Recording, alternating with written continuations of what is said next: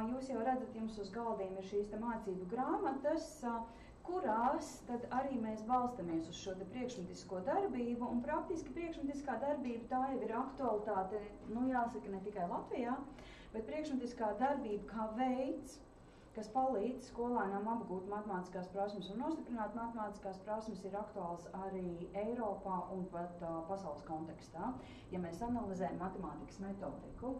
Un šodien, kā jūs redzat, es esmu Inete Helmane, un es pārstāvu Rīgas pedagoģijas izglītības vadības augstskolu. Tā ir mana pamatdarba vieta, darbs ar topošajiem pedagogiem, bet arī man ir tā izcilā laime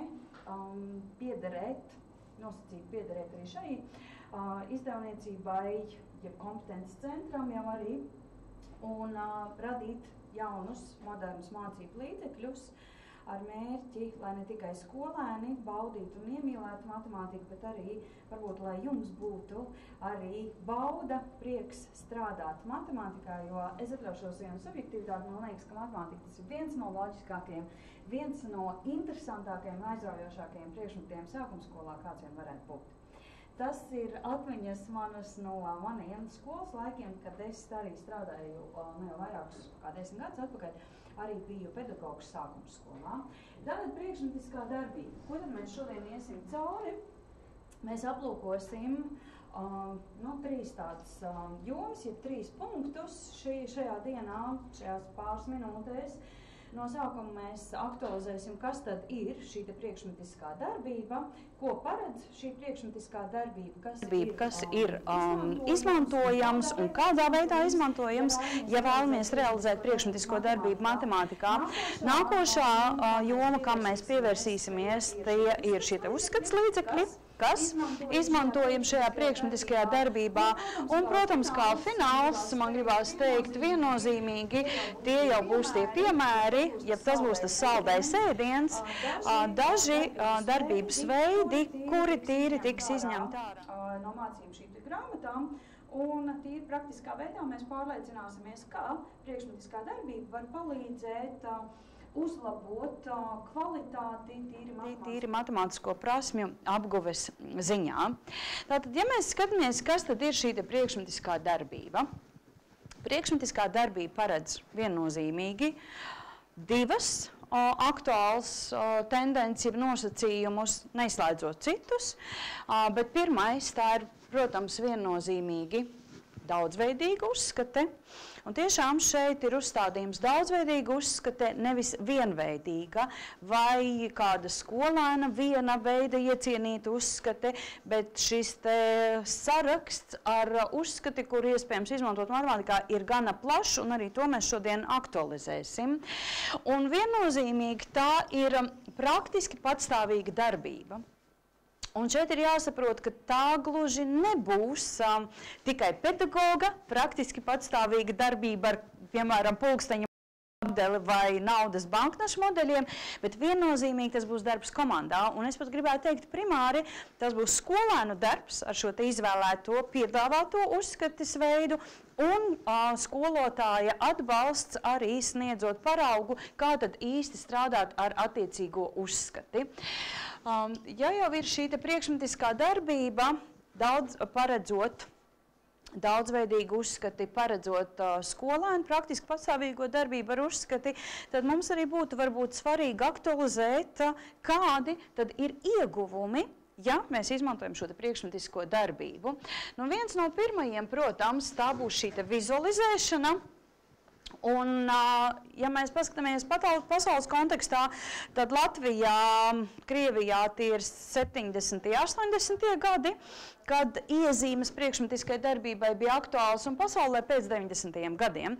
Tā kā mēs varam teikt, šis ir burtiski 2. vilnis priekšmetiskai darbībai, bet caur šo priekšmetisko darbību mēs vizualizējam matemātisko prasmi, matemātiskajā prasmē ietvertās sakarības. Priekšmetiskā darbība mums palīdz parādīt, ka apgūstamā prasme ir pārskatāma un ka to var vadīt, var kontrolēt, var veiksmīgāk veidot un sasniegt izpratnes līmeni, un kas nav mazsvarīgi. Un pievērsiet uzmanību, šeit ir no Krievijas autori, kā jau es teicu, 60. 70. gadi, un arī Krievijā pēc 2000. gada kas tad mums ir tas svarīgākais, lai būtībā dabīgā veidā skolēni apgūst šīs te attiecīgās matemātiskās prasmes, un šādā veidā, respektīvi veidā, ka tiek izmantot priekšmetiskā darbība, apgūtās zināšanas prasmes ir gana noturīgas un stabilas, vai pat stabilākas un noturīgākas nekā, ja mēs salīdzinām situāciju, kad vienkārši, es varbūt mazliet vienkāršošu, bet strādājam tikai, piemēram, ar darba lapām. Tā gluži nebūs priekšmetiskā darbība. Kas tad vēl ir šīs te priekšmetiskās darbības izmantošanas tendences, un praktiski, ja mēs paskatāmies, veids, kā skolēni apgūst jauno, tā ir šī te praktiska darbošanās ar priekšmetiem, un tas ir veids, kā skolēni izprot ietvērtās matemātiskās sakarības, jo, diemžēl vai par laimi, lielā daļā gadījumā matemātiskās sakarības, jeb matemātiskajā prasmē ietvērtās sakarības idejas ir gana abstraktas. Priekš skolēna, arī priekš bērna, ja mēs skatāmies 6-gadīgā, tad, lūk, priekšmetiskā darbība palīdz saprast, izjust šīs te sakarības pārvērst konkrētākā veidā. Jo skolēni vispirms jaunās prasmes apgūst praktiskā darbībā un pēc tam tikai transformē mentālā un verbālā formā. Tās ir atziņas no pedagoģiskās psiholoģijas, un piemērs iet Krievijā, tie jau bija 70. gadi, kā es teicu, jo bija raksturīgi attīstošā mācība viens no virzieniem, un, protams, arī Eiropa pasaule 90. gadu beigas, 2000. gads. Bet es atzīšos subjektivitātei, man pašai ārkārtīgi simpatizē Latvijas pirmās brīvvalsts laika periods, metodika, matemātikas metodika šajā laika periodā, un šeit man būtu jāpiemina izcili pedagogi, jūs arī šeit redzat avotus, Dēķēns, students Birkerts, bet tā galvenā ideja jau, ko šie izcilie pedagogi ir teikuši un akcentējuši un vērsuši uzmanību mums, ir, kad būtībā skan varbūt gaužām savdabīgi, skolēns ir spējīgs, es domāju, sākuma skolā, skolēns šajā vecumā ir spējīgs domāt tikai konkrēti. Tas paredz to, ka būtībā pētījumi, ko mēs varam rast pedagoģiskajā psiholoģijā, liecina, ka loģiskā domāšana, abstraktā domāšana sāks funkcionēt 12 gados, pilnvērtīgi jaunākie pētījumi liecina, ka 11 gados, bet tātad skolēns domā konkrēti, un šī te konkrētība palīdz tālāk apgūt šīs abstraktās lietas, un nevelti šie te pedagogi ir teikuši, man liekas, precīzāk nevar pateikt, darbīga domāšana, tas ir veids, kā skolēns domā, tas ir veids, kā skolēns uztver, un tas ir veids, kā skolēns izprot, apgūst jaunās prasmes un jaunās zināšanas, respektīvi matemātikas mācību saturu. Protams, mēs šeit varam vilkt paralēlus arī ar Piaget. Visi mēs zinām, vairāk vai mazāk šīs stadijas, bet man liekas, izcila kombinācija, darbīga domāšana, precīzāk vienkārši pateikt nevar. Un te ir tā atbilde, kāpēc priekšmetiskā darbība būtu pamatā izmantojama kā reiz prasmju apguvē. Ja mēs ejam tālāk, vēl apskatāmies, paņemsim šādi, uzkārās mazliet. Šī priekšmetiskā darbība tātad ne tikai pedagoģijā ir pierādīta un ne tikai matemātikas metodikā ir pierādīta, bet praktiski mēs skatāmies ļoti spēcīgā šī priekšmetiskā darbība ir saistīta ar skolēnu attīstības tendencēm, un šeit pievērsiet uzmanību šīm divām. Ja skolēnam ir iespēja izjust jaunās sakarības, apgūtās zināšanas ir noturīgas, apgūtās prasmes ir noturīgas un kvalitatīvas. Manuprāt, šeit mēs varam runāt par veidu, tas ir viens no veidiem priekšmetiskā darbība, kā tad skolēnam veiksmīgāk apgūt. Jo, protams, jūs piekritīsiet, jūsu pieredzē noteikti arī ir situācijas, kā, bet es iemācīju vienkārši 2+2, cik tas ir 4 un skaitīju kā labi, salīdzināsim kā tautas dziesmu. Vai šis te pats tipiskais piemērs, kad iemāca skaitļu virkni skaitīt gluži kā pantiņu, bet vai tam ir segums apakšā? Ne gluži. Tā ir, lūk, šī te mehāniskā darbības reproducēšana, jeb mehāniska informācijas reproducēšana, un tas ir vēl viens vecuma posmam raksturīga iezīme, ka skolēni ļoti veiksmīgi, vienkārši mehāniski reproducē apgūto informāciju, bet šeit mēs nevaram vilkt paralēles ar ilgstošu atmiņu, ar noturīgumu apgūtai prasmei un zināšanai. Līdz ar to tas ir vēl viens pamatojums, kāpēc tad kā reiz būtu izmantojama šī priekšmetiskā darbība un praktiski kāpēc tad atkal vēsturiski ir noticis attīstība pa spirāli, atgriežoties. Ir bijuši citi meklējumi, bet atgriežamies tik un tā pie šīs priekšmetiskās darbības. Nu, un vēlreiz, ja kādu nomulsināja, varbūt šīs abstrakcijas, kāda tad tur saistība šīm abstrakcijām un matemātikai, tās ir ļoti vienkārši pamatprincips. Pirmais, kas mums būtu svarīgi, ko būtu atcerēties, abstrakcijas, respektīvi būtībā, ja mēs salīdzinām vienalga 3-gadīgam bērnam vai 4-gadīgam bērnam, aiziesim atpakaļ, tiem maziem bērniem arī parādot simbolu 3, tā ir pilnīgi galīga abstrakcija, neizprotami, bet būtībā matemātikā ir ļoti daudz simboli, sākot ar cipariem, dažādiem citiem, šīm pašām darbības zīmēm, un šīs abstrakcijas spēja izprast tikai tad, ja jau ir veiktas priekšzināšanas vai jau ir apgūts sākotnējais prasmu līmenis, un tad tikai skolēni veiksmīgi saprot šīs abstrakcijas un spēja nolasīt. Vēl kāda lieta būtu jāatcerās, ka būtībā pašas abstrakcijas, jeb abstrakti termini, nedod skolēnam izpratni par to, kas tad ir ieslēgts šajā abstraktajā termina būtībā, bet to mums ļauj palīdzēt skolēnam aptvert kā reiz šī darbošanās ar reāliem īstiem priekšmetiem.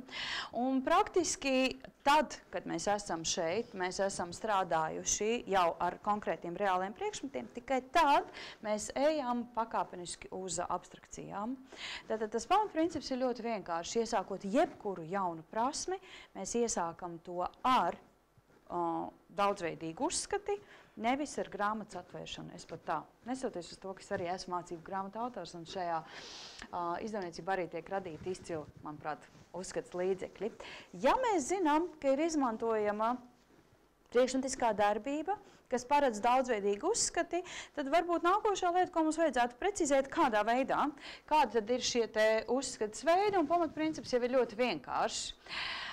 Pirmais solis, kas mums tiešām mācoties jaunu prasmi, palīdzot skolēnam ar vēlmi palīdzēt apgūt, tā vienmēr būs priekšmetiskā uzskata. Vienmēr sākot jaunu. Es nesaku, ka nostiprinot vai pilnveidojot prasmi obligatoriski būtu jābūt priekšmetiskai uzskatai, bet sākot pilnīgi jaunu, piemēram, sākotnēji apgūstot skaitļus vai sākotnēji iepazīstot reizināšanas darbību vai dalīšanas darbību vai darbību rakstos algoritmu, lielākajā daļā gadījumu būtu izmantojama priekšmetisku uzskatu. Tātad viss, ko var paņemt skolēns rokās, pārvietot. Tikai otrais solis. Prasmi apguvē, un zinot šo uzskats izmantošanu, ir ilustrējošais demonstrējums. Tas ir tikai otrais solis, respektīvi grāmatas atvēršana, darba lapas aizpildīšana, liekam daudz punktu, papīra, viens no papīra formātiem, attēls, ilustrācija. Un kāpēc? Jo būtībā ilustrējošais demonstrējums, tā ir sava veida abstrakcija. Protams, mums pieaugušajiem ir pilnīgi vienalga, vai skatīties reālu priekšmetu, šo te pašu flomasteru, vai reālu priekšmetu, vai veikt darbības, kur ir uzzīmēti flomasteri, bet skolēnam viennozīmīgi, lai noskaidrotu, cik tad rakstām lietas ir kopā, šeit redzams, viņam ir vajadzīgs paņemt divus, vēl divus un salikt kopā. Ļoti vienkāršs princips. Mēs to esam spējīgi, protams, pirmās klases skolēns arī spēs tādā ļoti vienkāršā piemērā tikt galā, bet šeit ir jāskatās atkal no vecuma un no apgūstamās prasmes grūtības pakāpes. Tātad viennozīmīgi reāli priekšmeti. Sākam, un tad mēs ejam tikai uz ilustrējošo demonstrējumu. Trešais solis ir mazliet diskutabls, jo tas paredz apvienot gan priekšmetisko, gan ilustrējošo demonstrējumu. Un kāpēc? Jo, ja jau ilustrējošais demonstrējums ir sava veida abstrakcija, tad mums ir ļoti svarīgi kā pedagogiem saprast, kurā uztveres solī atrodas mūsu skolēni. Un, ja es strādāju, šeit kolēģi jūs teicāt, ka strādājat ar 1. klases skolēniem, ja es redzu, ka skolēniem vēl ir ļoti izteikta vajadzība pēc šīs priekšmetiskās uzskates, es varu ļoti lēnām mēģināt ieviest, rosināt viņos vēlmi vajadzību izmantot šo ilustrējošo demonstrējumu, jo spēja savienot priekšmetisko ar ilustrējošo, tātad es esmu jau pārgājis no šīs darbīgās domāšanas fāzes, konkrētās domāšanas fāzes, jau mazliet uz ceļā uz abstrakcijām, uz abstrakto fāzi, ko paredz šis ilustrējošais demonstrējums. Praktiski arī strādājam ar 6-gadīgiem bērniem. Šis ir vienkārši izcils solis sākuma skolā, var no konkrētās situācijas skatīties, bet reizēm tas var būt kā impulss, lai mēs redzētu, ja jūtam kādas problēmas ir skolēnam, matemātisko prasmi apguvē, tad šis solis viennozīmīgi var palīdzēt mums identificēt šīs varbūtējās problēmas. Nākošais solis ir uzskat kopā ar simbolu. Kā jūs saprotat šo soli? Uzskate plus simbols. Tas pats zīmējums, jā. Uzskata parādiem, un tad tas tev arī grozs ar āboliem, un uz stāvels ar āboliem. Ja mēs grozā varam aptaustīt un paskatīties, cik tad tev āboli ir iekšā, tad uz stāvels tam grozām priekšā mums uzrakstīt. Vai nu pateiks, cik tu pateiks, pēc tam nākamais jau ir klāts. Tas, ko es teiktu arī šeit, ir ļoti liels paldies jums par komentāru. Es teiktu, ja mēs salīdzām, nav reiķināmā diena. Noteikti liksim pēdiņās, ja, nav reiķināmā diena, bet noteikti sevišķi 1. klasē gana spilgti šis te iezīmējis. X dienā skolēns, Y skolēns ir spējīgs saskaitīt 2 plus 2, un nākošajā Z dienā pēkšņi vairs vienkārši netiek uz priekšu, tad šis solis paredz to, ja man kā skolēnam rodas problēmas tikt galā ar aritmētiskajām prasmēm, ar aritmētiskajām darbībām, es esmu tiesīgs izmantot jebkuru savu izvēlēto uzskatu, lai veiktu matemātiskos aprēķinus. Kaut vai tos pašus pirkstus, vai kā jūs teicāt, nu man ir pēkšņi nevaru tikt galā ar izteiksmi 2 plus 2, tad tiešām, ja man skolotājs ļauj, un skolotājiem vajadzētu ļaut un rosināt manī šo te vēlmi, es aizēju paņem šīs te pašas zīles, es paņemu kastaņus vai tos pašus ābolus, kas mums ir varbūt klasē konkrētajā situācijā, un izliekot ar reāliem priekšmetiem vai paskatoties tieši tā zīmējuma attēlu, viens vai otrs, es veicu un tieku galā ar šo te matemātisko izteiksmi, tādējādi realizējot matemātisko darbību. Ļoti vienkāršs princips. Simbolisks attēlojums viens pats, lūk, 2 plus 2. Vairs nedublēti ar 2 āboliem, vairs plus 2 vēl āboliem, 2 zaļiem, 2 dzelteniem, vienalga kādiem krāsē nebūtu šeit nozīme. Tātad nenodublējot nedz ar reāliem priekšmetiem, nenodublējot nedz ar ilustrējošo demonstrējumu, vienkārši attēlojums simboli vieni paši. Tas ir tas pēdējais solis. Kurā mirklī būs šie simboli vieni paši, jūsuprāt?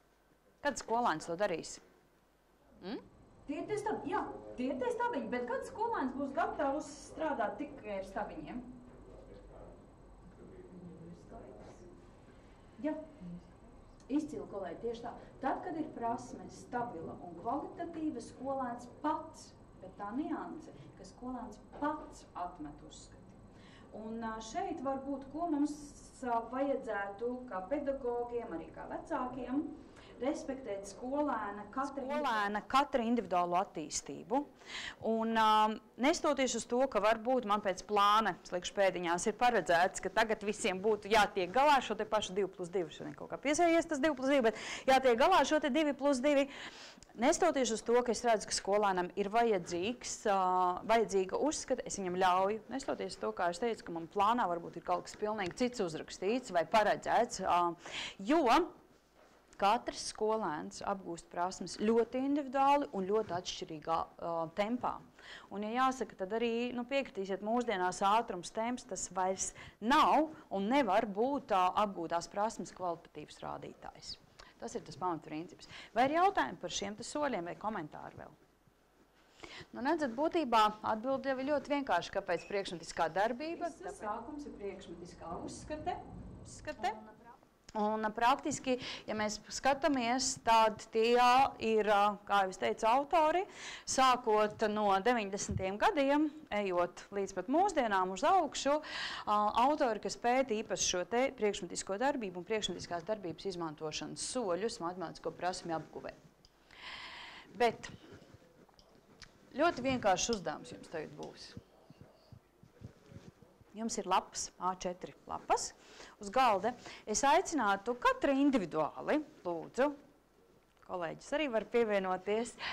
Uzdevums ir ārkārtīgi vienkāršs. Es burtiski iedošu 3-5 minūtes. Nebūs ilgs laiks, iespējas izvērsties nebūs, tas, ja vēlties, tad citu reizi. Bet šoreiz vienkārši fiksējiet tos uzskats līdzekļus, ko jūs katra izmantojat savā klasē, matemātikas stundā.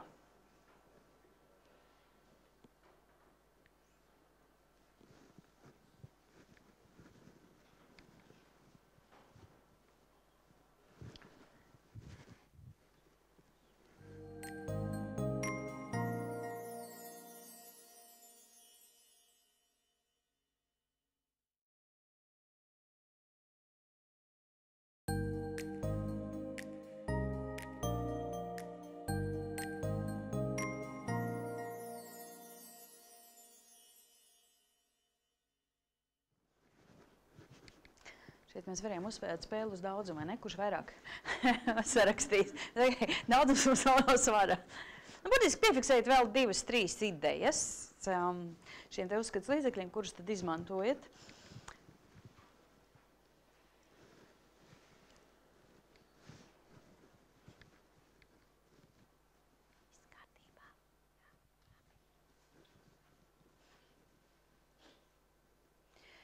Es skatos, mēs jau tagad sākam aizdomāties, tas pirmais impulss jau ir uzlikts uz lapas. Es teikt, lūgtu jūs, kolēģis, sajiet kopā, visus sasaistīs, izveidot vienu draudzīgu grupu. Un būtu labi, ja jūs paņemtu tagad jaunu A4 lapu un, jāpadodam, un ar flomasteru, tad uzrakstītu šo te izveidot sarakstu, ko tad mēs izmantojam, atrodot kopīgās tendences. Bet ja jūs uzskatāt, kādai kolēģei jums tās uzskats attiecīgais līdzeklis nav bijis ierakstīts, bet jūs piekrītat, jā, tas ir labs uzskats līdzeklis, es to arī izmantoju, bet varbūt ne tik bieži, tad lūdzu arī fiksējam vienkārši uz šīs te lapas. Atkal burtiski 5 minūtes neilgāk.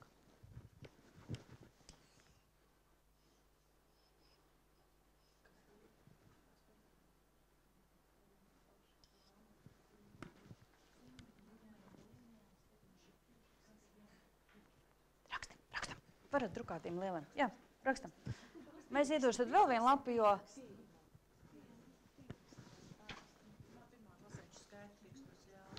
Jūs tagad liekat savus. Jā. Es nekomentēšu, neteikšu ne jā, ne nē.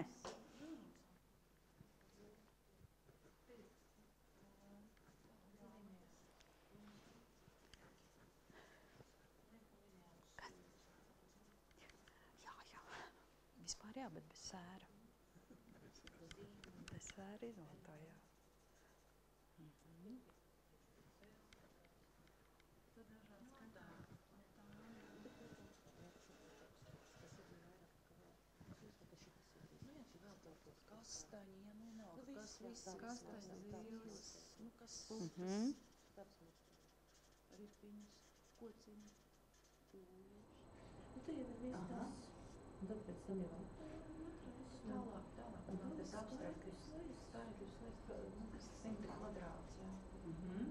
Viņš redz, ka nav to pašu skaitīt. Daļām šķīvīts, torts, pica, griešana, jā. Tas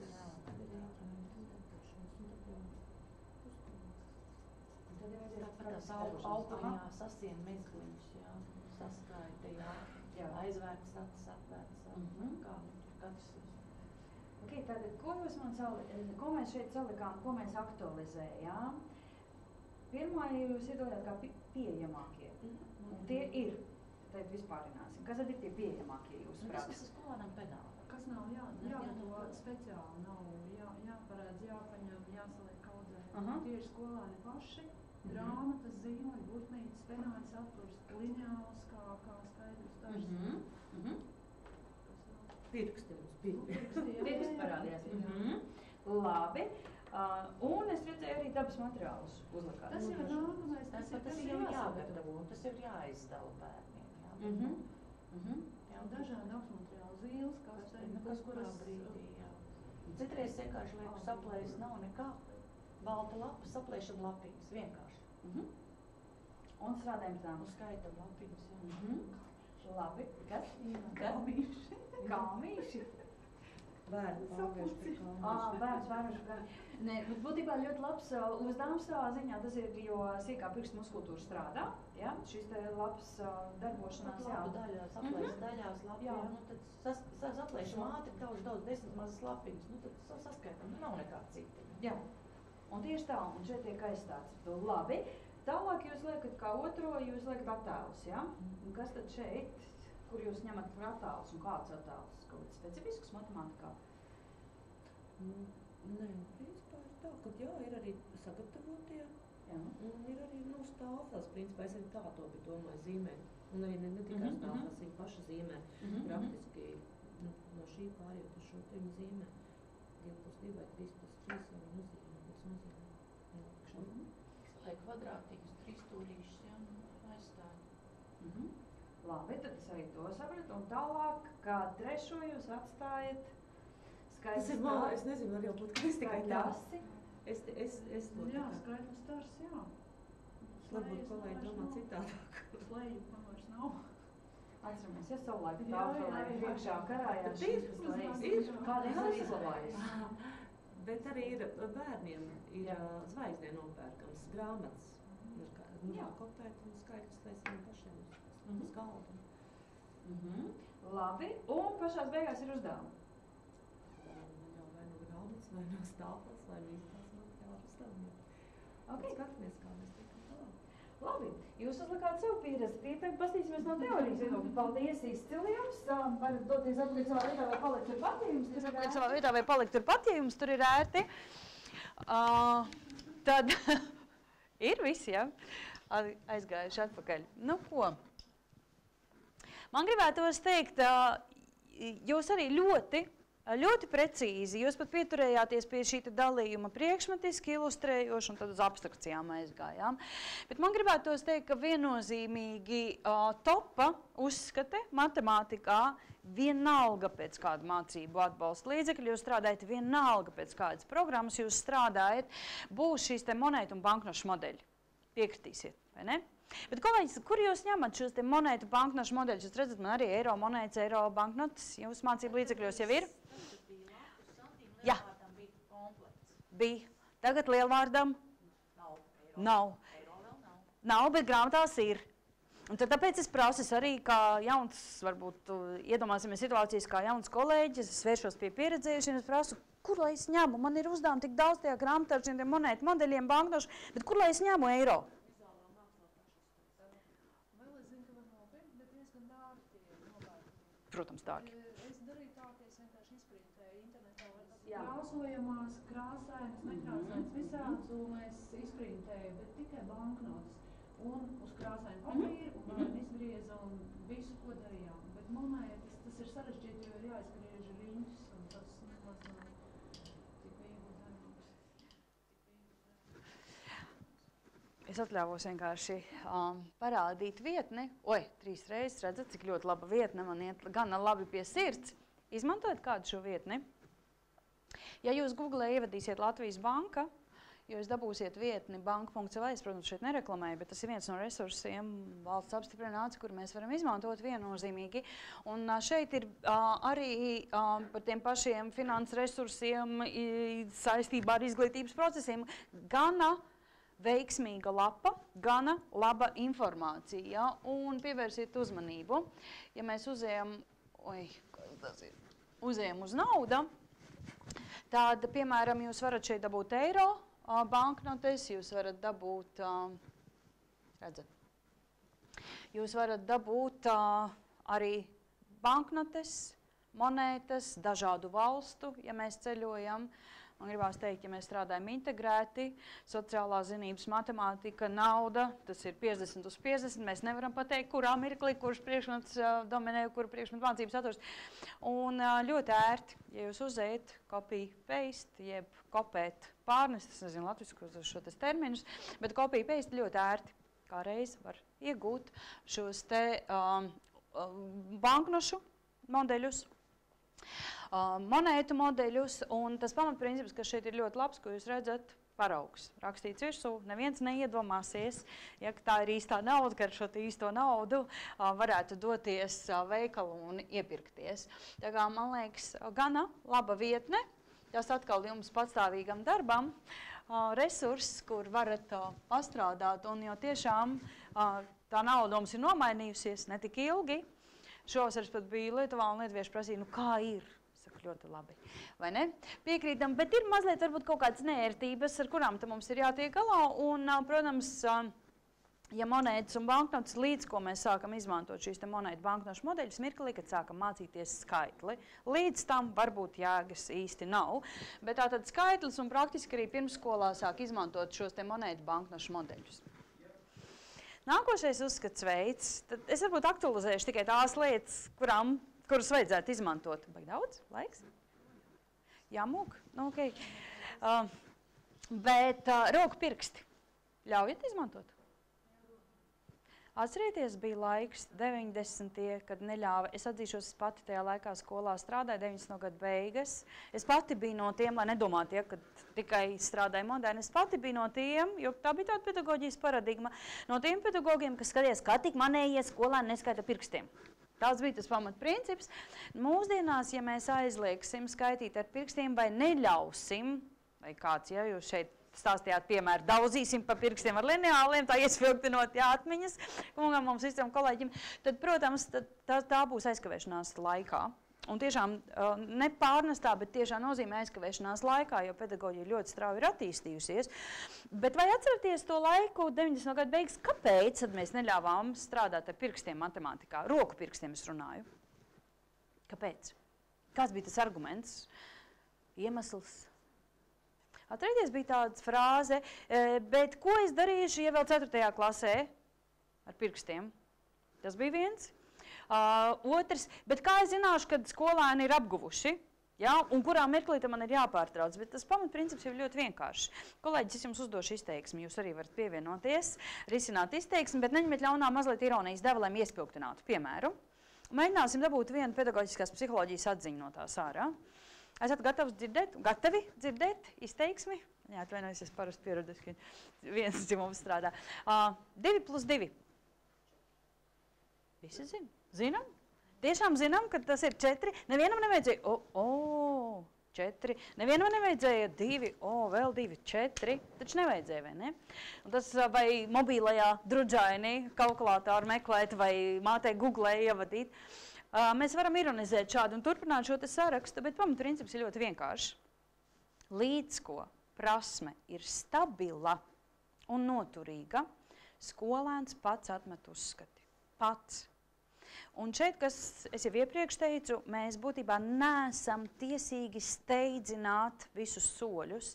Mēs esam tiesīgi palīdzēt skolēnam iziet cauri visiem šiem soļiem, prasmi apguves, bet mēs varam rosināt, ja mums ļoti nepatīk, ka skolēns skaita pirkstiem, mēs varam piedāvāt citu uzskatas veidu, parādīt, ka pastāv arī citi resursi izmantojami matemātikā un gana ērti izmantojami. Bet 27. gads, Teodors Ernsts, Oskars Priedītis. 10 rokas pirkstus klasificēja kā dabīgo priekšmetisko uzskati, un jebkurā uzskats klasifikatorā, jeb sarakstā, tika šajā laika periodā, 20. 30. 1. brīvvalsts laikā, iekļauti 10 roku pirksti. Tātad pamatprincips ir kāds, ir beidzies laiks, kad vairs nevajadzētu matemātikā izmantot, jo ir ļoti daudz uzdevumi, ļoti daudz praktiski vingrinājumi, kuri palīdz un dažādo varbūt matemātisko prasmi apguves procesu. Un kas tas lielais plus vienmēr ir līdzās, vai ne? Kalkulatoriņš. Mazais kalkulatoriņš, kas man ir līdzi, man nav jāspēj mobilajā telefonā vai vēl kaut kur jāmēģina sarēķināt. Un vienmēr ir gatavs. vienmēr gatavs izmantošanai, nekāda tehnisko problēma, tas tā humoram. Bet noteikti jūs arī šeit uzskaitījāt savos sarakstos sīko skaitāmo materiālu. Jā, tās mēs tulīt, bet tās es mazliet lieku citā kategorijā. Bet šis sīkais, jeb smalkais skaitāmais materiāls, tie ir tie, kam ir ļoti maz izmēri. Piemēram, šeit jūs redzat ar šīm te pērlītēm. Ja? Tie, kas jau zina mūsu iepriekšējo, varbūt komplekta versiju, mēs strādājam ļoti daudz ar mezgliņiem, tad tagad mēs esam arī transformējuši pērlītes. Tas pats uz aukliņas mēs varam virsū pērlītes. Arī ļoti labs sīkai pirkstu muskultūrai. Visi kastaņa zīles, tas, ko jūs teicāt, kas varbūt būtu ekstra jāsagādā, bet arī tas, ja mēs rudenī, saulainā septembra dienā visi dodamies ārā un sagatavojam šos te materiālus kopīgi, tas arī, lūk, veicina skolēnā vēlmi iesaista vairāk šajā te matemātikas procesā. Tas ir tas, ko mēs darām kopā. Krāsainie skaitļu modeļi.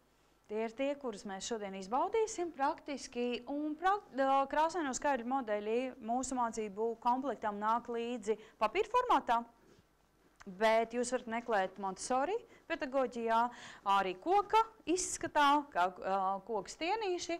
Ar šiem te ir ļoti ērti strādāt, sākot skaidrs sastāvu apguvi, apgūstot saskaitīšanu atņemšanu pirmajā desmitā, nosaucot otrā desmita skaitļus, apgūstot saskaitīšanu atņemšanu otrajā desmitā, un visbeidzot kā fināls, tas ir šis 100 kvadrāts. Pateicoties krāsainiem skaitļiem, krāsaino skaitļu modeļiem, mēs varam iegūt šo 100 kvadrāta modeli, kurš ir ļoti pateicīgs saskaitīšanas un atņemšanas prasmju apguvēja 100 apjomā. Manuprāt, veiksmīgāks uzskats nav kā 100 kvadrāti šajā 100 apjomā rēķināšanai. Redz, kur ir tie nosacīti apzīmējumi? Vai ir saprotams, kas šeit ir noticis, kāda sakarība starp tiem kvadrātiņiem, punktiem, līnijām un kaut kādu 4, 3, 1. Kāda tur ir sakarība, kolēģi? Varat man paskaidrot? Kur ir 1, 10, 100? Šeit būs tātad 100, 10, es nosašu priekšā, 1. Jā, un vienu simbols ir. Kas? 10. Jā, līnijas un 100. Jau pieminētais 100 kvadrāts. Un praktiski ārkārtīgi ērti strādāt, ļoti var dažādot vingrinājumu formu, un tas ir vēl viens veids, jo varbūt es kautrējos izmantot pirkstus, bet varbūt reizēm es varu tiešām uzvilkt šīs līnijas, salikt punktiņus, lai tiktu galā ar attiecīgo matemātisko prasmi. Vēl viens uzskats veids, varbūt, ko es vēlējos aktualizēt, atceramies šādu uzskats veidu. Kas tad tie tādi bija? Vertikālai skaitīkļi un izbeidzās kam dēļ? Kur ir problēma? Kas nāca vietā? Vietā nāca abaks, jeb mēs varam teikt arī skaitļu decimālā sastāvu tabula. Un kāpēc, vai zināt iemeslu? Kāpēc, vai zināt iemeslu? Kāpēc viens aiziet pagrīdē, otrs tiek celts saulītē, jo būtībā vertikālais skaitīkļu problēma jeb neveiksmīgums uzskats veids ir izmantojams ļoti veiksmīgi un kvalitatīvi izmantojams skaitļa.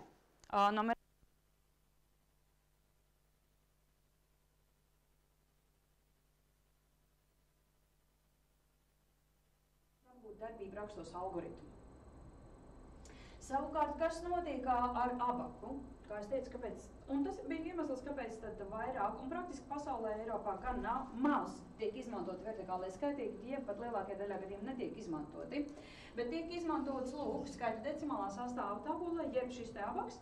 Abaks nāk no Krievijas, 16. gadsimts, koka plāksne, kas sadalīta tik ailēs, cik šķirs vienības skaitlim, tapiņas liekam atkal podziņas, pērlītes vai nu kaut ko. Ērti izmantot koku plāksni, es teikšu, gluži nē. Tad mūsdienās transformēts šis te tiek arī papīra formātā, kur jūs redzat, tā galvenā ideja ir jābūt šeit augšā šķirs vienībā. Jau iepazītie šķirs vienības saīsinājumi, kas praktiski arī ļoti plaši strādā, bet tas nākošais varbūt lielais plus, ko mums vajadzētu parādīt, es ievietošu lapu varbūt, uzliksim pēc. Tas lielais plus, ko jūs noteikti esat redzējuši, redz, kur es atkal uzvelku skaitļu decimālā sastāvtabulu, vai ne? Tas pats, ko jau mēs iepriekšējā slaidā redzējām. Un darbību rakstos algoritmu apguvēji, pamatprincips ir ļoti vienkāršs. Tātad tā pati forma tika izmantota apgūstot skaitli, iepazīstot skaitli, nosaucot skaitli, un precīzi šī pati forma, kā tabula, tiek izmantota, lai precizētu darbību rakstos algoritmu. Priekš kā mums vispār ir vajadzīgs likt augšā? Varbūt jūs sakat, ka nav vajadzīgs šeit likt augšā 10 uz 1. Darbību rakstos algoritmā, liekot viens un otru. Kāpēc? Viens no iemesls, lai mazinātu kļūdu biežumu. Piemēram, šajā situācijā, protams, ja, jūs liksiet, var likt, var nelikt, bet paskatāmies situāciju šādu. 234, piemēram, plus 32, kur varētu skolēni uzrakstīt 32? Varētu, kur? Jā, pie nosacījuma, ja man nav bijis, lūk, šis te skaļa decimālā sastāva 111 pamatnes, kas man palīdzētu. Ja? Tātad, ko es teicu, 32. Ja? Un lūk, un mēs mazinām šīs kļūdas. Tas ir tas pamatprincips. Kāpēc mazāk mēs izmantojam vertikālos skaitīkļus, bet arvien vairāk vai nabaku vai skaitļa decimālā sastāva tabulu. Nākošais, ko mēs varētu izmantot, un jūsu sarakstos arī bija, vai ne? Skaitļa stars, skaitļa asi, lineāls. Visiem izdodas veiksmīgi izmantot šo uzskats veidu? Jūs atceraties no savas, vai ne? Savas skolas laikiem. Atcerieties, vēl tas pamatprincips bija tātad, lai pie 2 pieskaitītu 3, tātad plus 1, zaķis vai kaķis lats, ja? Plus 1. Kāda uzmanība skolāniem ir sākuma skolā? Noturīga? Nenoturīga. Tagad iedomāsimies situāciju. Es cīnos savu šis te plus 1, un aizbrauc, piemēram, policijas mašīna ar sirēnām. Kaut kur X pilsētas kādā Y skolā. Ko dara skolēni? Viņi turpina cīnīties plus 1. Ko viņi dara? Viņi skatās pa logārā. Kas tur notika? Kas tur aizbrauca? Kāda mašīna aizbrauca? Kāda vēl tur? Un tad paiet šis te laiks, skolēns atgriežas atpakaļ un ir aizmirsis jau, vai ne? Iekritīsiet. Cik tad es šos te plus 1 tos skaķus vai zaķus vai vardītas palaidu priekšlēkā? Tā ir viena lieta. Un otrs, kas mums jāatcerās šī nianse, runājot par šādu veidu uzskats izmantošanu, tā ir abstrakcija. Jo skaitļa šajā gadījumā stars mums nepalīdz saprast, kā mainās elementu daudzums kopā, ja es palielinu šajā gadījumā par 3. Ja? Tas ir, kā jau mēs izgājām cauri teoriju, mazliet pretrunā ar vecumu posmu un ar teorijas atziņām. Bet es nenoliedzu, piemēram, skaitļu pēctecības apguve izcili, nekas skaistāks kā lineāls nav, bet vienkārši pasīvas vērošana lineāli tā nav rēķināšana, tā ir skaitļu virknes skaitīšana un augošā dilstošā secībā. Nestoties uz to, ka gana tipiski uzskati piekritīsiet. Matemātikai, manuprāt, viens no numuru vēl top uzskatēm, bet nevēl tas iesāku ar monētu modeļiem, tā ir realitāte, kas būtu veiksmīgāk izmantojama. Nu, ko tas bija īsumā par teoriju, kolēģi, vai ir jautājumi? Esam gatavi pastrādāt praktiski? Jautājumi, komentāri nav? Ja? Labi. Mēs nepārtērējam laiku, ne, mums laikam vēl ir. Jūs arī varat paņemt. Jums uz galda ir aploksnes ar krāsainiem skaitļiem. Katru paņemiet, tas arī iedos šeit. Tā. Jūs arī droši citādi tas vairs nav baudām, vai ne? Tā. Un arī jums uz galda ir lielas līmlapiņas. Tātad droši iztveram aploksnīšu sastāvu, jā, droši sev priekšā, atbrīvojam darbu vietu, lai mēs varam rēķināt. Iedomāsimies, ka mēs esam pirmās klases skolēni. Labas izjūtas, vai ne? Un atrodiet uz galda bija lielās. Ļoti labi, maliņš. Noklāsiet lūdzu vienu līmlapiņu. Un tagad mēs to salocīsim savienojot abus stūrīšus, bet tādas lipeklītes paliek iekšpusītē. Izmantosim lipeklīti, jā, šādi. Tātad mēs salīmējam kopā. Lipeklītes iekšā. Savienojam pretējos stūrīšus, jā. Un mums ir ļoti skaisti. Jā. arī ir flomasteri. Lūdzu, uzrakstīsim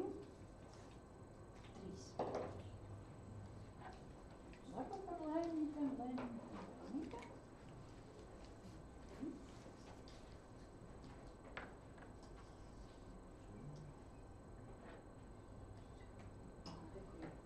ir. Ko tad mēs tagad darīsim? Noliekam sev priekšā, mēs taisīsim skaitlītim 3 mājiņu. Tad mēs sākam mācīties par skaitlīti, skaitļu sastāvu, būvēsim sev mājiņu, noliekam priekšā. Un kā tad mēs to darīsim?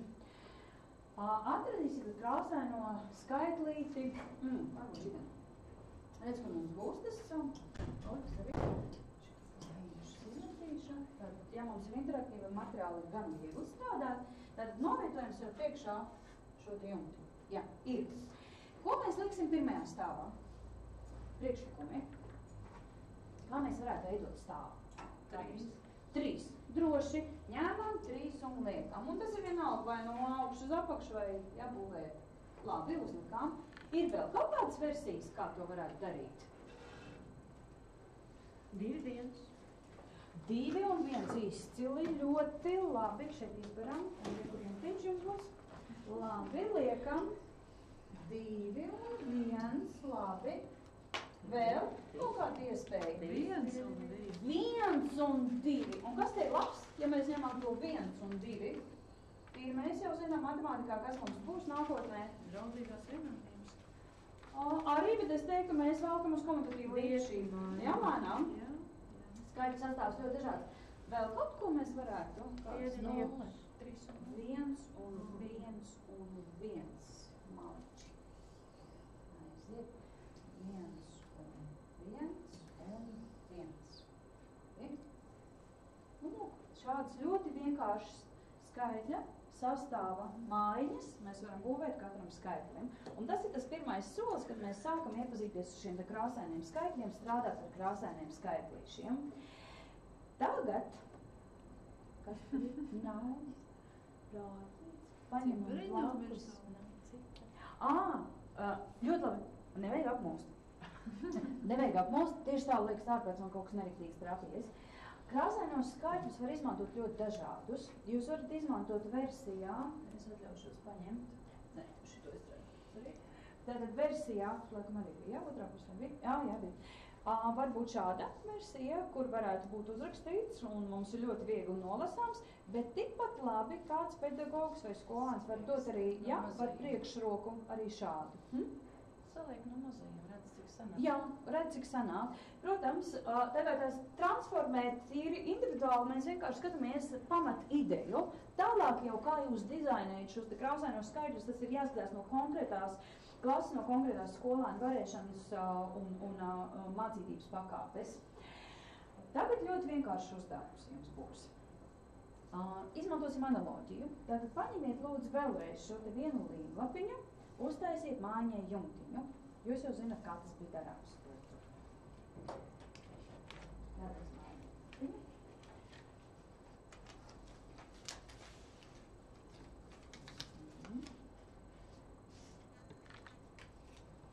Šoreiz jumtiņā mēs neko iekšā nerakstīsim. Tas jūsu uzdevums ir izvēlēties jebkuru pirmā 10 skaitlīti un uzbūvējiet šim skaitlītim mājiņu. Bet nerakstīt neko jumtiņā. Nē, šoreiz nerakstīt. Vienkārši paši iedomājamies skaitlīti un būvējam augšā mājiņu. Nesakot citiem, ja, ko? Un izcildiet tos krāsainos skaitlīšus liek blakus. Jā, šitāte.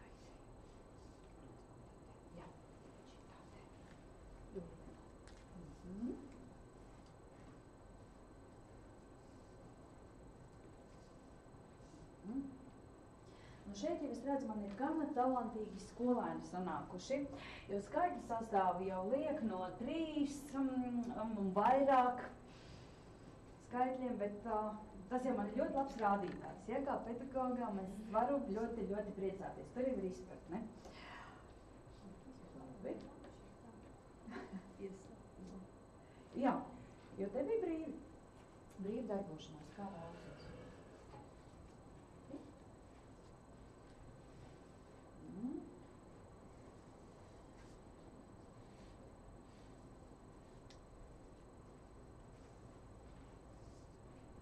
kad jūs uzskatāt, ka pilnīgi viss stāvs, ne, ka jūs uzskatāt, ka tā māja ir gana laba dzīvošanai, skaitlītim, tad var teikt, jā, darbs, nē, nav. Tas nav tas. Tas nebūs skaisti, jā. To nebūs. Redz, vienkārši. Jā, tur ir ok. Ir, visi paspēja uzcelt. Vēl mēs ir tā. Tagad lūdzu, katrs paņemiet rokās flomasteri. Arī mums uz galda ir lielie trakņu flomasteri. Lūdzu, paņemiet. Un, ne, savērgām neko nevērst. Tikai lūdzu paņemt rokās flomasterīt. Un samainīsimies pulksteņa rādītāja virzienā. Jums ir jāaiziet pie sava klases biedra vai šīs draudzīgās grupas, biedra uzceltā, kolēģi uzceltās mājiņas, un jāmēģina noteikt, kādam skaitlītim tad ir uztaisīt šī te mājiņa un jāieraksta jumtiņā. Aiziet pulksteņa rādītāja virzienā. Nē, es nepiedalos, jūs ejat tur pie kolēģis. Es labprāt gribētu, bet jūs dodaties tur lūdzu un mēģiniet noteikt. Drīkst rakstīt, ja? Jā, rakstiet iekšā. Nu jā, ja vajag teikt, kad jau varat teikt, tad jau bērni ko padomā. Jā, un redz, te ir tie dažādi līmeņi. Ja jūs varat strādāt ļoti dažādi. Tā, labi. Tagad jūs varat doties atpakaļ vietā un tiešām pasīties, vai sakrīt ar to jūsu ideju atpazītā ideja skaitļa apguvē. Sakrīta? Visiem? Nu, lūk, ļoti vienkārši pamatprincips, vai ne? Tas ir skaitļu sastāvs, un tas ir tas pirmais solis, kā mēs sākam iepazīt šos krāsainos skaitļu modeļus, jo pamatprincips jau viens no ļoti svarīgiem ir pēctecīga uzskats izmantošana. Bet tagad mēģināsim, skaitļu sastāvs ir apgūts, vispārināsim, esam apgūši veiksmīgi, bet nākošais solis ir, ko tad vajadzētu tagad apgūt? Kāds jau te ļoti sagrupē, tātad analītiskā domāšana viss kārtībā, es varu kā pedagogs priecāties, bet tātad nākošais solis mums vajadzētu iemācīties saskaitīt un atņemt, vai ne? Tieši tā, kolēģi. Tad mēģināsim atkal atbrīvojam, lai mums ir darba vietiņai, virsmu, un mēģināsim, iemācīsimies saskaitīt un atņemt. Tas paši līdz 3 līmenim, augstāk, nē, mēs līdz 3 esam iemācījuši, jo tas pamatprincips jau arī jūs nesat droši vien piefiksējuši, kad mainījās. Vairs nav tā, ka iemācās 1, 2, 3, 4, 5 un tad plus, mīnus, lielais debesu brīnums. Ja? Uzreiz pēc iespējas ātrāk sāk saskaitīt atņemt. Bet tātad, sāksim rēķināt 2, atrodam nolikums ar priekšā. 2, skaitļiem 2, malači. Plus 1. Un, ja ir vajadzīgs, jūs varat fiksēt arī uz lapas, ja vēlaties, bet kā jūs redzat, es to jau varu nodublēt. Vai ne? Cik tas ir? Ir jau pieskaitīt. 1, 3. Un tieši apakšā. Jā, malači. Mēs varam pārbaudīt. Jūs redzat, šādi tas izskatās. Tad mēs pārbaudām, paliekot apakšā. Un tas ir šeit, tas ļoti svarīgais princips, jā, līdzīgi analoģiju mēs izmantosim pēc tam tālāk nākotnē ejot uz 100 kvadrātu. Tad ļoti vienkāršs veids šeit saskaitīšanai. Un dublēt vai nu ar kartītēm izliekot vai pierakstīt, tā ir brīva jūsu vajadzība nepieciešamība. Bet redz, kur bērns redz, ja, skolāns redz, kā mainās šis elementu daudzums. Tagad iemācīsimies atņemt. Atkal paņemsim 3. 3. Mēs jau esam pie 3. 3. Jā, bet ļoti labi. Redz, bet tur ir tas labais, viens ir garāks, otrs īsāks, ne? Bet tagad 3 paņemam. 3 paņemam. Ņemam visi 3. Okay. Malači, redz labi. Vajadzētu atņemt 2. Priekšlikumu, kur liksim to -2? Nu, negluži. Tā atņemšanas būtība, kurš pirmās brīvās laika ir paņemt, nosvītrot, aizbīdīt. Nu, tad šeit mēs daļēji aizsardzam. Tādēļ es ļoti daļēji aizsardzu. Un kāds būs izteiksmes rezultāts? 1, tieši tā. Un atkal es varu pārbaudīt. Redzat, arī, ko mums ļauj šie krāsainie skaitļi, ka skolēns pats ir spējīgs kontrolēt šo te savu matemātisko aprēķinu precizitātu pareizību. Ja? Nevienmēr varbūt skolotājiem ir jāuzņemās šī te, nepozitīva nozīmē soļa loma. Tātad tas ir īsumā ar šiem te krāsainiem skaitlīšiem. Tagad tīri apskatīsimies, kā tad tas izskatās šeit no mācību grāmatām. Šis te, ja jūs redzat, ir mazs fragments no mācību grāmatas izvilkts. Vai mēs jau ļoti daudz zinājām, bet nu, tad mazs fragments no grāmatas izvilkts. Vai šādi ļaujot vai rosinot skolēnos vēlmi paskatīties uz šīm skaitļu mājiņām, vai tā būs priekšmetiskā darbība? Nē, jā, kas man jādara, lai kļūtu par priekšmetisko darbību? Jā, man jādara. Tieši tā. Tas pirmais solis mēs varētu būt, jau noteikti vienkārši kuru skaitļu, bet nākošais gluži kā mēs, un manuprāt, es atļaušos apgalvot, mehānisms bija gana vienkāršs. Piekritīsiet? Ne? Protams, atkal, ja man klasē 32, jā, tas ir diskutabli, liekam daudz punktu, jā, bet tur var taisīt pāri darbus. Un tāpat redzat šeit, tālāk tas pēdējais solis, kā mēs izgājām cauri, ir šī saskaitīšana un atņemšana. Un pats interesantākais, redz, kur ir, kā tas izskatās jaunajā grāmatā ar šo saskaitīšanu un atņemšanu, tas ir vēl viens uzskats veids, varbūt mazliet abstraktāks, bet šeit, kur kolēģi jau teica, man nekas nav rakstīts. Redzat, šeit arī nav rakstīts virsū, bet kas tur ir izmantots? Segums ir rūtiņa. Jā, rūtiņa kā viena vienība, ar kuru tad es atskaitu. Nu, pirmā versija krāsainiem skaitļiem mums bija, ka mēs radījām atbilstību 1, tas bija 1 kvadrātcentimetrs. Un tagad ir mazliet palielināts, jo varbūt dēļ tā lieluma gluži ar skolāniem nebija ērti strādāt pedagogiem, bet tas viss ir izmantojums. Tālāk aiziesim, iemācīsimies vēl vienu uzdevumu. Tagad es lūkšu, lūdzu paņemiet katrs A4 formātu lapu. Jums uz galda ir. Jā, lūdzu paņemiet. Es arī paņemšu, lai man drošāk. Paņemšu, tā ir. Un, ko tad mēs tagad darīsim? Pārlocīsim šo A4 formāta lapu, savienojot īsākās malas. Pārlocīsim uz pusē. Ļoti vienkārši uzdevums.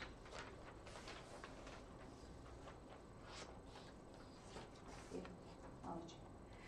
Atveram vaļā un ar flomasteru iezīmēm locījumu līniju.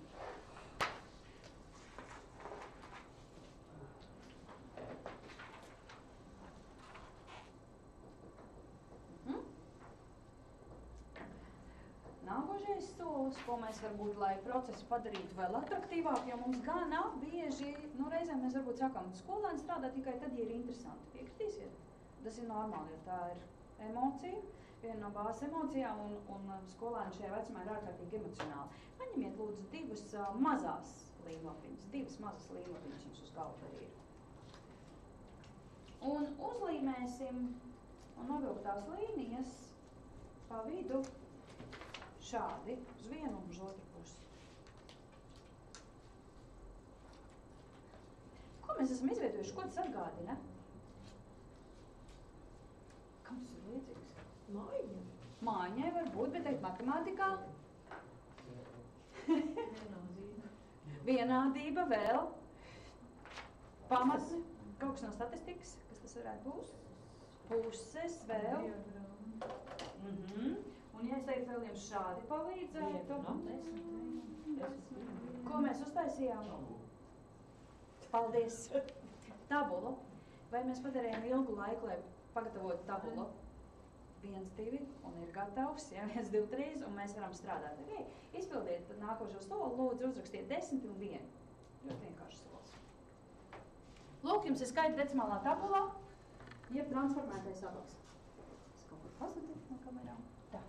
Uzdevums ļoti vienkārši. Pupiņas, priekšmetiskā darbība, paredz skaitīšanu, katram brauciņš.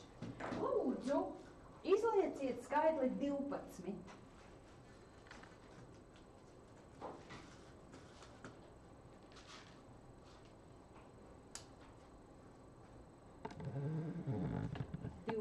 Ja?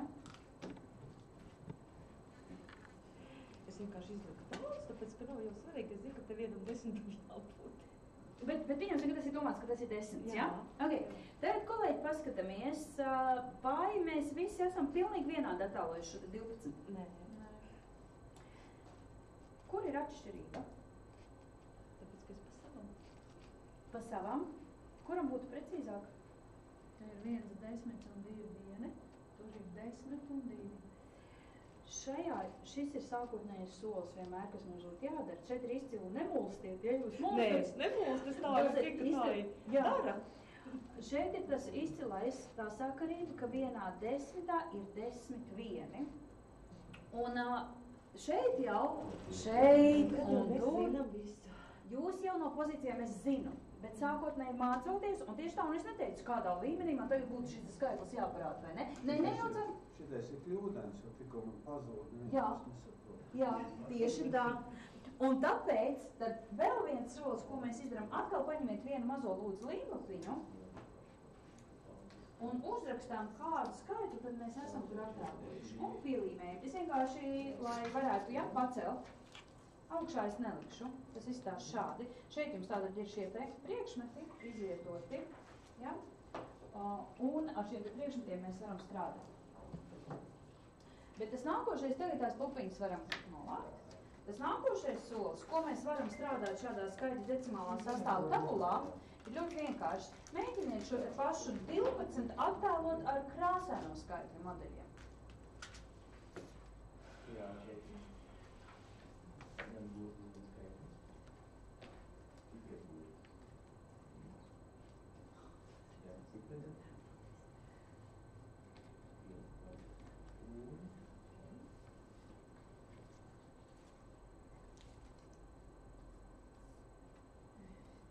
Ir 10 un 1. Mums ir nevēl tajā pakas. Protams, 10 var attēlot atkal 10, var izlikt ļoti dažādi. Gribas vai ne? Tieši tā.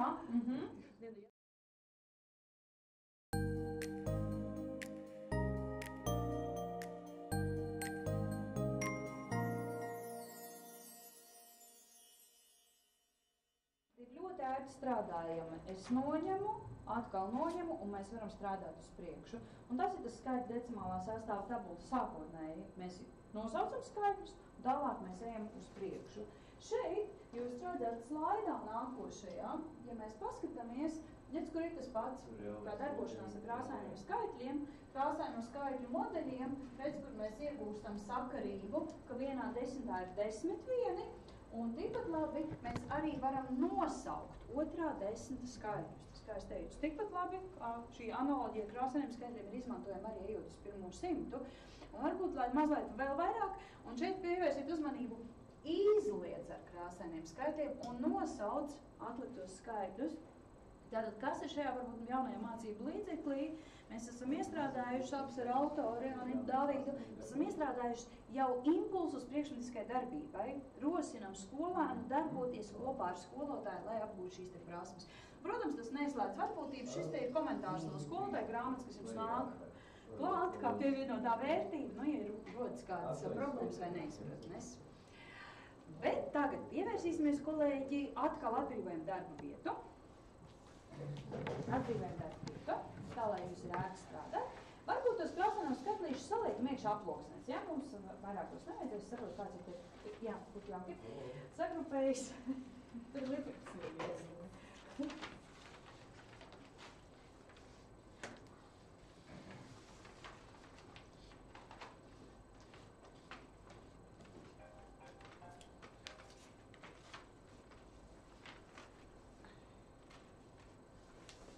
Būtiski vēl vienu ideju, kā impulsu priekšmetiskai darbībai, ka būtībā tas nav nemaz tik komplicēti, ja mums mācību resursi piedāvā idejas.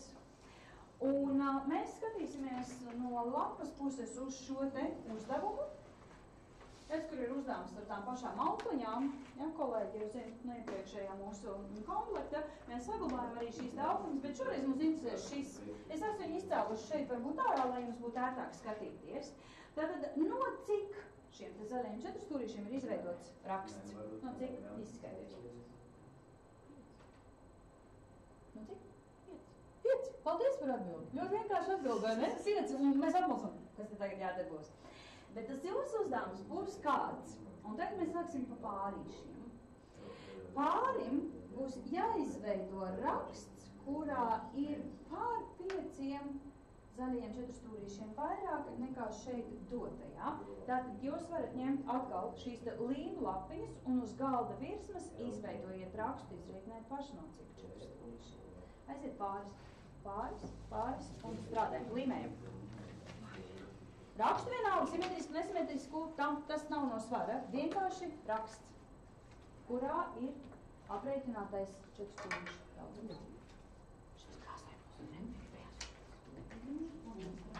Var miksēt krāsas dažādi, ja? Aha. Dievlīmē vienkārši.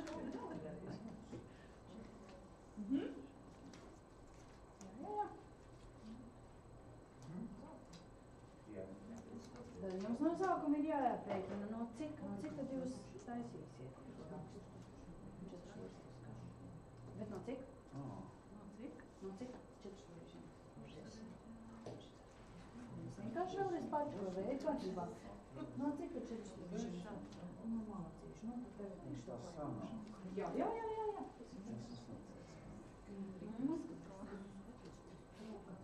Citādāk. Ja šīs obligāti nav jāturpina.